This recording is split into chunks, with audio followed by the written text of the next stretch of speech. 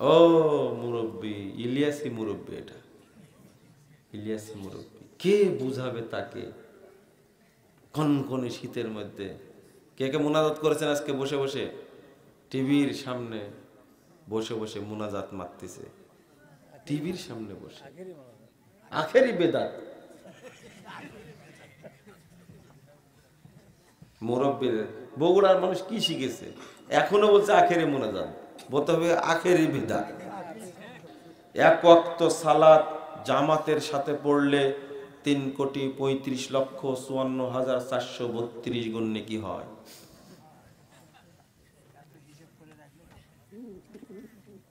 আপনারা হিসাবটা রাখতে পারবেন?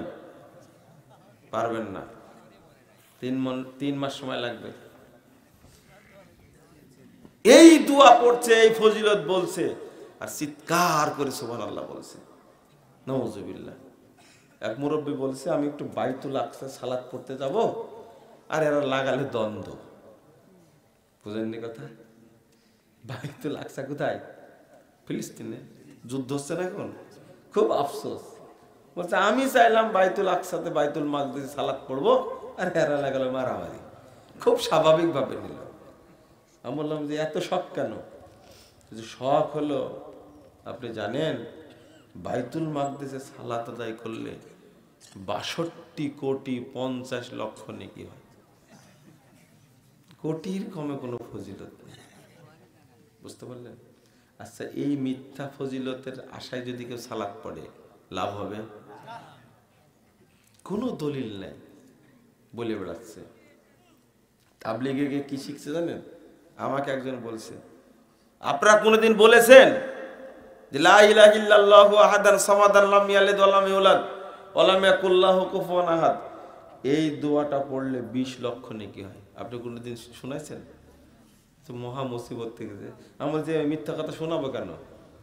মিথ্যা কথা মানে?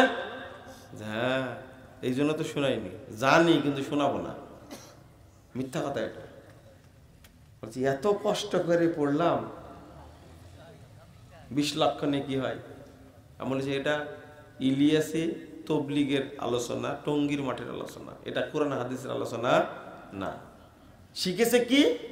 তবলিগে কি শিখেছে? সুবহানাল্লাহ একবার বললে 49 কোটি নেকি হয়। কয় কোটি হয় নাকি? আসলে কত হয়? আল্লাহর নবী মুহাম্মদ সাল্লাল্লাহু আলাইহি ওয়াসাল্লাম বলেছেন, সুবহানাল্লাহ বললে তামলাউ মা বাইনাস সামাওয়াতি ওয়াল আরদ, 7টি আসমানে যত জায়গা আছে, 7টি জমিনে যত জায়গা আছে, নেকিতে পুরো জায়গা পূর্ণ হয়ে যায়। আচ্ছা, 49 কোটি নেকি দ্বারা আপনার বিল চাপড়ি ভরবে? আপনার কিভাবে সুবহানাল্লাহর ইজ্জতটা নষ্ট করছে খেয়াল করেছেন আপনারা? সুবহানাল্লাহর ইজ্জতটা মেরে দিয়েছে। এইভাবেই ফজিলত বলে বলে দেশটা শেষ করে দিল। এরা বলছে যে টঙ্গীতে কি মক্কায় সালাত পড়লে 1 লক্ষ গুণ নেকি হয়, আর টঙ্গীর মাঠে সালাত পড়লে 1 কোটি গুণ বেশি নেকি হয়। আগামীবার যাবেন তাই না? ভালো করে নিয়াত করেন। আমি এই জন্য বললি, টঙ্গীর মাঠে গেলেই ইমান নষ্ট হয়ে যাবে।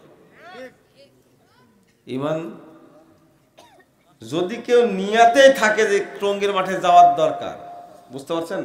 মানুষ যে আমারও যাওয়ার দরকার, শুধু এটা যদি মনে করে যাওয়ার দরকার টঙ্গীর মাঠে, তাহলে বুঝবেন তো ওর ইমান এখনই নাই, এখনই নাই। আস্তাগফিরুল্লাহ। এক প্রফেসর সাহেব কি খায়া প্রফেসর হয়েছে, আমি বললাম আপনি এটা বিশ্বাস করেন? তখন প্রফেসর বলছে যে আল্লাহ তো দিলে দিতেও পারে। বুঝছেন কথা? এই যে তবলিগের লোকজন পরিশ্রমটা করছে, তাদের কে বুঝাবে? আচ্ছা, কেউ যদি বলে যে টঙ্গীর মাঠে অংশগ্রহণ করলে হজ্জের নেকি হবে, হজ্জের নেকি হবে। একজন লোক মক্কায় গেছে, কোথায়? হজ করতে গেছে। কাবা তফ করেছে, সাফা মারওয়া সাই করেছে, মিনাতে গেছে, মুজদালেফায় গেছে, পাথর মারতেও গেছে, তার হজ হয়েছে? হয়েছে হজ? কেন? আরাফায় যায়নি তাই। মক্কায় যাওয়ার পরে এত ইবাদত করেছে কিন্তু কোথায় যায়নি? তার হজ হয়নি। টঙ্গীর মাঠে গেলে কি করে হজ হবে রে ভাই, বলেন তো দেখি। সি সি সি সি। বেশি বেশি করে দোয়া করবেন আল্লাহর কাছে, আল্লাহ যারা এই ইলিয়াসি তবলিগে পথভ্রষ্ট হয়েছে তুমি তাদেরকে হেদায়েত দান করো, আল্লাহ তাদেরকে বোঝার তৌফিক দান করুন। বলতে পারবেন না? গত পরশুদিন এক প্রোগ্রামে বলছি রেজাল্ট করিম আবরার জন্য দোয়া করেন, আল্লাহ যেন তাকে হেদায়েত দান করে। আমিন বলে না কেউ, রাগে। বুঝেননি কথা? বলাতেই পারছি না যে বলেন আমিন বলেন। তখন বলছে যে এর জন্য আমিন বলা লাগবে। আমি বললাম যে আল্লাহ তো হেদায়েত দিতেও পারে। বলছে না, আল্লাহ শয়তানকে দিতে পারে, ওকে দিতে পারবে না। তো এই মুরব্বির কি হবে বলেন? কি হবে? মুরব্বি শেষ। যার ওযু হয় না তার নামাজও হয় না। আমি বললাম যে বয়স তো হয়ে গেছে অনেক, এখন পেশাব করে কি করেন? কি এখন কি হবে? তো বলছে যে এখন তো আর হাঁটতে পারি না বাবা। কিন্তু বললেন যে 40 কদম হাঁটাই লাগবে, এখন কি হবে? মস্কারার মুরব্বী আমার সাথে কথা বলতে যা বলছে যে আপনি এগুলো জিজ্ঞেস করছেন আমাকে, লজ্জায় লাগছে। তো লজ্জা লাগবে না, আপনি করেননি? বলছে আগে তো খুব করছি এগুলো, টিস্যু নিয়েছি, ঢেল নিয়েছি, কাশি দিয়েছি, তেনা নিয়েছি, নেকড়া নিয়েছি। নেকড়া বুঝেন? এরপরেও আমি জিজ্ঞেস করলাম আচ্ছা ওযুর পরে লজ্জা স্থান বরাবর পানি ছিটা দেন, যে এটা করা লাগবে কেন? তাহলে 90 বছরে কি শিখলেন টঙ্গীর মাঠে গিয়ে? এক রাম ছাগল বলছে টঙ্গীর মাঠে গেলে অনেক শিখা যায়।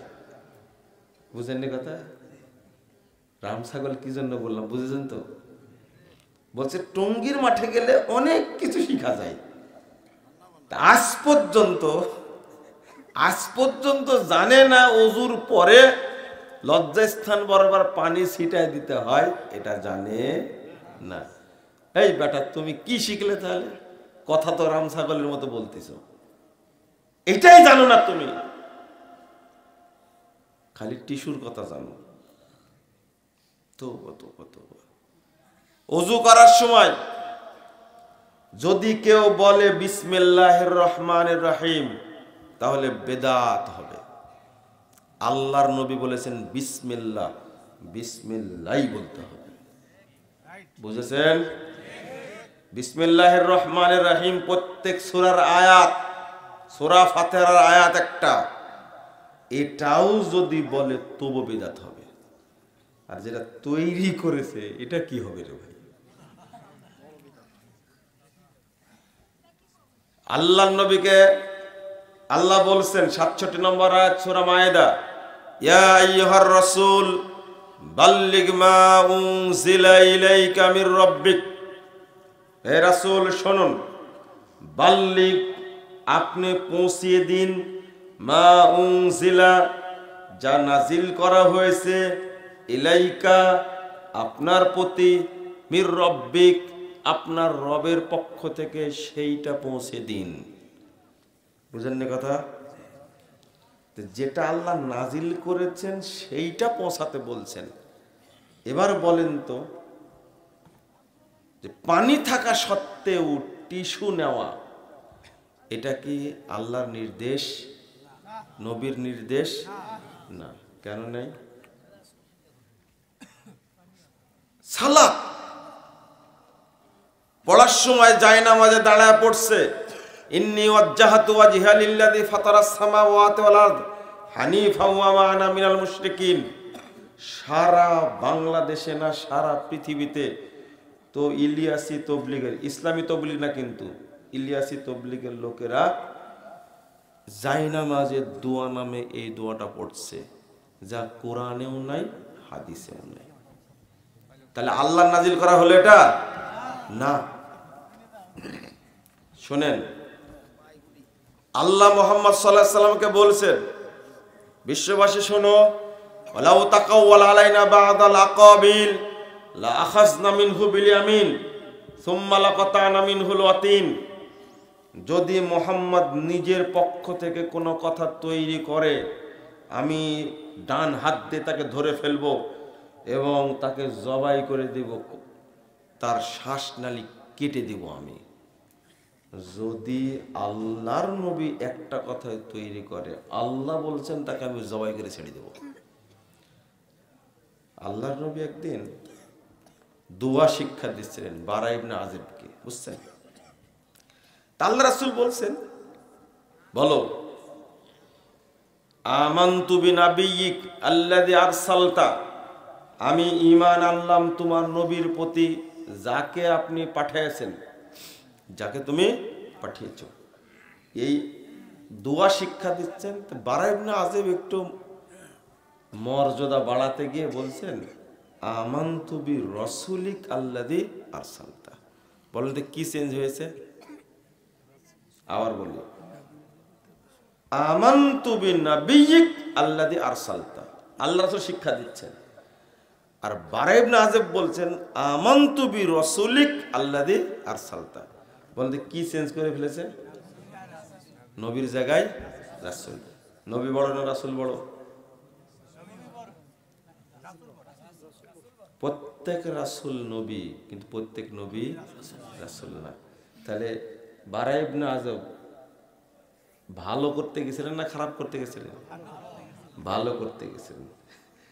বারা ইবনে আযিব ফাতওয়ানা আলা সাদরি বিয়াদিহি, বলা মাত্রই আল্লাহ রাসূল আমার বুকে মারলেন এক ঘুষি। বুঝেন? মারলেন এক ঘুষি। বলো আমানতু বিনাবিয়িক আল্লাযী আরসালতা। এই দোয়াটা যে শিক্ষা দিচ্ছেন, এটা কি মুহাম্মদের দেওয়া না আল্লাহর দেওয়া? মুহাম্মদ জানে না, এখানে চেঞ্জ করলে খবর আছে। আমার কি খবর আছে বুঝতে পারছেন? কি খবর? জবাই, কল্লা কেটে দেবে। এটা হলো অরিজিনাল ভাষা, কল্লা কেটে দেবে। এইটাই যদি সহ্য মুহাম্মদ সাল্লাল্লাহু আলাইহি ওয়াসাল্লাম না করতে পারে, এত লম্বা লম্বা যে দোয়া তৈরি করেছে হুজুরেরা, এদের কি হবে বলেন দেখি? এদের জবাই কয়বার করবে বলেন দেখি? এরাই হলো বেদাতি হুজুর, এরা হলো শয়তানের এজেন্ট। কার এজেন্ট? শয়তানের এজেন্ট। আমার কথাটা একটু কড়া কড়া লাগবে, কিন্তু কোরআনে এইভাবে আসছে। বেনামাজিকে আল্লাহ কাফের বলেছেন, আমি কাফেরই বলবো, আমি অমুসলিম বলবো না ওকে। এটাই মানহাজ। বেনামাজিকে রাসূল কাফের বলেছেন, আমি কাফেরই বলবো, ও ঘুরে ফিরে বলবো না। এটা মানহাজ, বুঝেননি? এটা মানহাজ। বেদাতকে বেদাতি বলবো, বেদাতকে বেদাতি বলবো, ঘুরা ফিরা বলাটা মানহাজ না। সাহাবীরা বলেছেন, তাবিঈরা বলেছেন, আমিও বলবো। খুব ভালো করে মনে রাখেন কথাটা। তো এই যে তৈরি করলো ওষুধ খাওয়ার দোয়া, ইসলামী ব্যাংক হাসপাতালে লেখা আছে ওষুধ খাওয়ার দোয়া, বিসমিল্লাহির রহমানির রহিম, আল্লাহুম্মা শাফি আল্লাহুম্মা কাফি।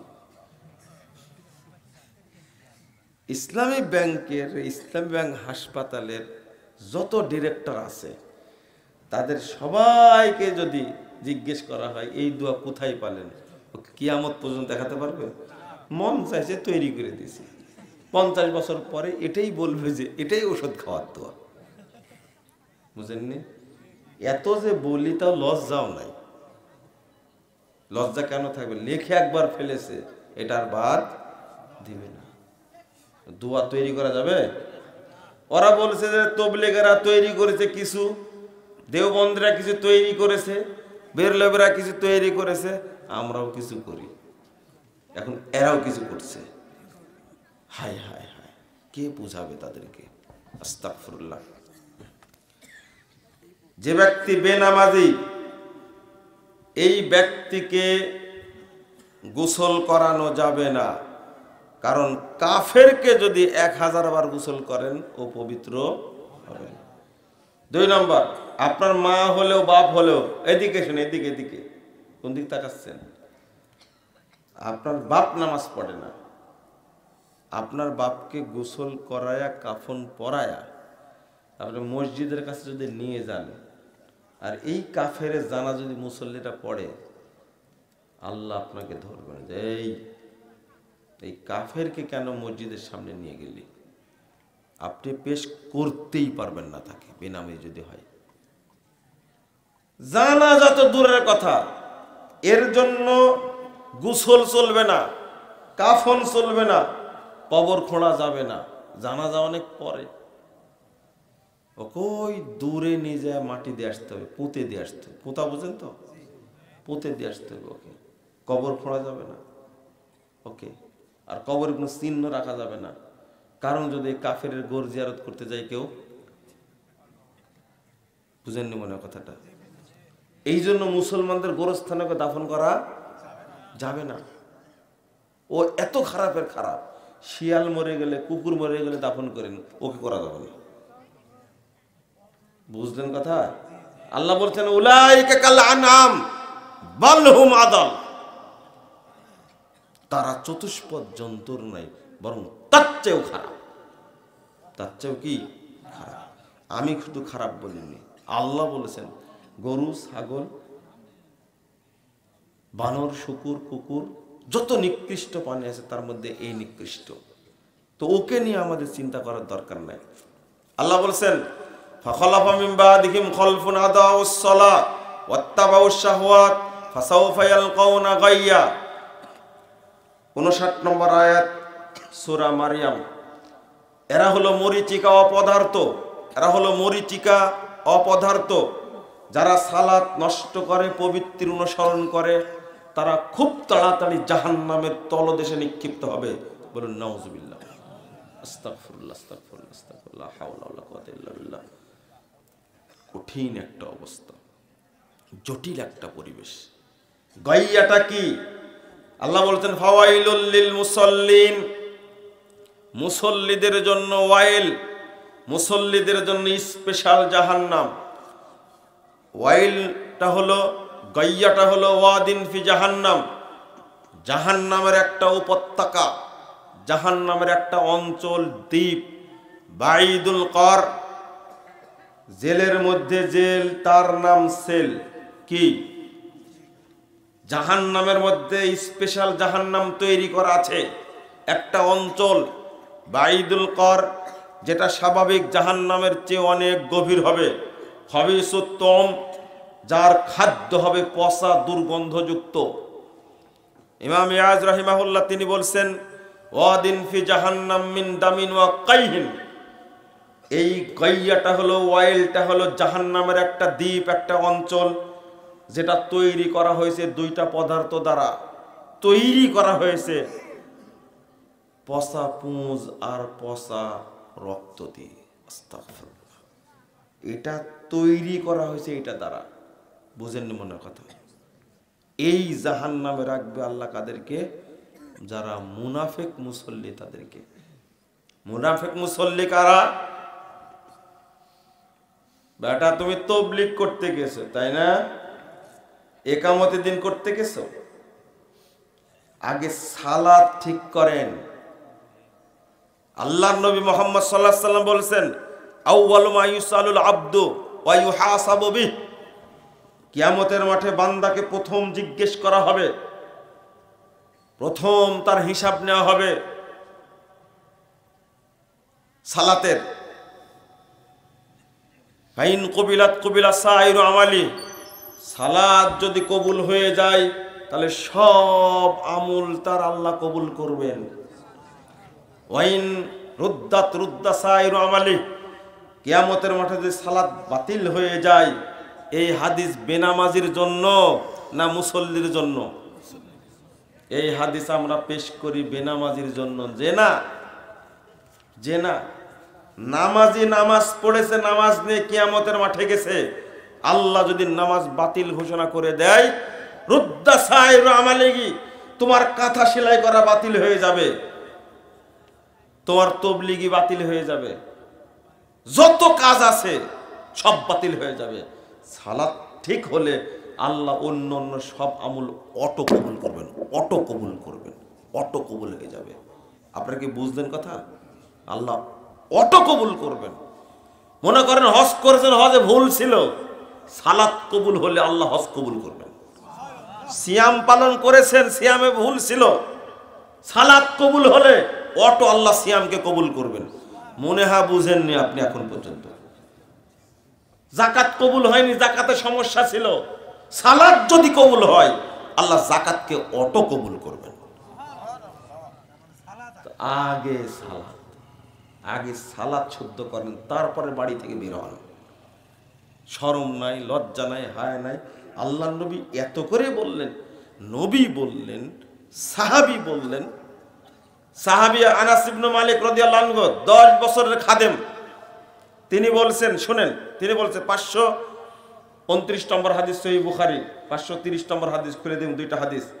মা আরিফু শাইয়ান মা আরাফু শাইয়ান মিম্মা কানা আলা হাদিন নবী সাল্লাল্লাহু আলাইহি সাল্লাম, নবীর যুগে যা কিছু দেখেছি আমি আমার যুগে সেইগুলো দেখতে পাচ্ছি না। কিলা সালাত, হতবাক হয়ে জিজ্ঞেস করছে, কেন? সালাতটা যেটা আমরা পড়ছি এটা নবীর না, এটা নবীর যুগের না? হুযায়ফা রাদিয়াল্লাহু আনাস রাদিয়াল্লাহু বলেছেন, আলাইসা যায়য়াতুম মা যায়য়াতুম ফিহা, সালাত যেভাবে তোমরা নষ্ট করেছো রাসূলের যুগে সালাত আর আছে? তো আনাস রাদিয়াল্লাহু আনহু বলছেন তার জীবনেই নবীর সালাত তিনি পান। মুআব ইবনে কুররা তিনি বলছেন, আদরাকতু সাবিনা রাজুলাম মিন আসহাবিন নবী সাল্লাল্লাহু আলাইহি ওয়াসাল্লাম, শোনো, আমি নবীর সাহাবীদের 70 জন সাহাবীকে পেয়েছি। কয়জন? লাউ খরাজু, তাবী বলছেন, লাউ খরাজু ফিকুমুল ইয়াউম, এই 70 জন সাহাবী যদি এখন আবার জীবিত হন, এখন আবার তোমাদের মধ্যে আসে, মা আরাফু শাইয়ান মিম্মা আনতুম আলাই, তোমরা যা করছো তারা একটাও চিনতে পারবে না, একটাও চিনতে পারবে না, ইল্লাল আদান, তবে আজানটা বুঝতে পারবে যে আজান হচ্ছে, এছাড়া কোনো ইবাদত আর নাই। বুঝেছেন? বুঝেননি? আস্তাগফিরুল্লাহ, আস্তাগফিরুল্লাহ, নাউযুবিল্লাহ। কি কথা! 10 লক্ষ হাদিসের হাফেজ ইমাম আহমদ ইবনে হাম্বল রাহিমাহুল্লাহ বলছেন, লাউ সাল্লাইতা ফি মিয়াতি মসজিদিন, তুমি যদি 100টা মসজিদে সালাত আদায় করো, 100টা মসজিদে সালাত আদায় করো, মা রাআইতা আহলা মসজিদিন ওয়াহিদিন ইউকিমুনাস সালাহ আলা মা জা নবী সাল্লাল্লাহু আলাইহি ওয়াসাল্লাম ওয়া আসহাবু, তুমি একটা মসজিদেও পাবে না রাসূলের তরিকায়, সাহাবীদের তরিকায় তারা সালাত পড়ছে।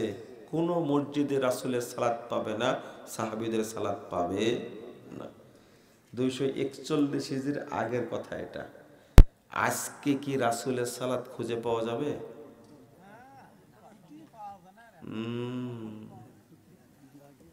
বোঝা গেল সালাতকে কিভাবে আদায় করতে হবে। সালাত আদায় করবেন, হক আদায় করবেন। কি করবেন? সালাতের হক আদায় করতে হবে। কেউ আদায় করে না। সালাত যখন কি করছে, ঠুকছে, এত জোরে জোরে মারছে। মুনাফিক মুসল্লি কেন বললাম জানেন তো? সালাতের কোনো আহকাম ঠিক হয় না। এমনি তো জাল হাদিস মানে, জয়ীফ হাদিস মানে, যেমন রফল আযান করতে হবে না, এটা কি হাদিস? জাল হাদিস। রফল আযান করতে হবে, 400-র বেশি সহিহ হাদিস আছে, 400-র বেশি। তো 90 বছর বয়স পর্যন্ত তাবলীগ করে আজ পর্যন্ত রাসূলের তরিকায় সালাত পড়ে শিখলাম না, তাহলে কি শিখলাম সেখানে? আকীদাকে শিখেছি? হ্যাঁ শিখেছি একটা জিনিস,